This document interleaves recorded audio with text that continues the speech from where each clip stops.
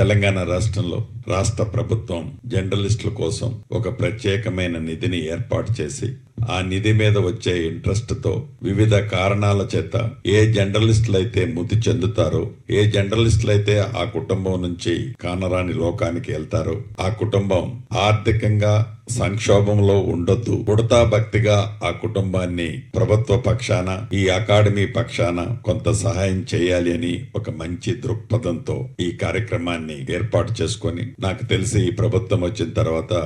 ఇందాక పెద్దలు శ్రీనివాస్ రెడ్డి గారు చెప్పినట్లు గతంలో ఒకసారి రవీంద్ర భారతిలో చేసుకున్నాం. ఈ రోజు రెండవసారి చనిపోయిన జర్నలిస్టులు 38 మంది కుటుంబాలకు, అదే రకంగా వివిధ కారణాల చేత